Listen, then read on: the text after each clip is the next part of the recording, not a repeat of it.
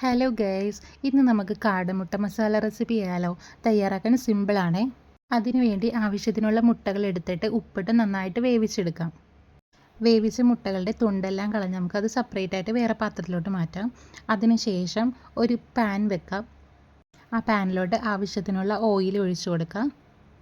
അതിലോട്ട് 1/2 ടീസ്പൂൺ മുളക് പൊടി, 1/4 ടീസ്പൂൺ കുരുമുളക് പൊടി, 1/4 ടീസ്പൂൺ ചിക്കൻ മസാല, ആവശ്യത്തിന് ഉപ്പ്, ഇതെല്ലാം കൂടിയും ചേർത്ത് നന്നായിട്ട് മിക്സ് ആക്കുക. ലോ ഫ്ലെയിമിൽ വെച്ച് വേണം മിക്സ് ചെയ്യാൻ വേണ്ടിയിട്ട്, അല്ലെങ്കിൽ പൊടികളെല്ലാം അടിപിടിക്കാൻ ചാൻസ് ഉണ്ട്. അതുകൊണ്ട് ലോ ഫ്ലെയിമിലിട്ട് നന്നായിട്ട് മിക്സ് ആക്കി എടുക്കുക. അതിനുശേഷം നമ്മൾ മാറ്റി വെച്ചിട്ടുള്ള മുട്ടകളെല്ലാം ഈ മസാലയിലേക്ക് ആഡാക്കി അത് നന്നായിട്ട് മിക്സ് ആക്കാം. ചൂടാറിയതിന് ശേഷം നമുക്കെടുത്ത് കഴിക്കാവുന്നതാണ്. ഇത്രയുള്ളൂ, സിമ്പിളാണ്. എല്ലാവരും ട്രൈ ചെയ്ത് നോക്കുക. വീഡിയോ ഇഷ്ടപ്പെട്ടെങ്കിൽ എല്ലാവരും ലൈക്ക് ചെയ്യുക, സപ്പോർട്ട് ചെയ്യുക, കമൻറ്റ് ഇടുക.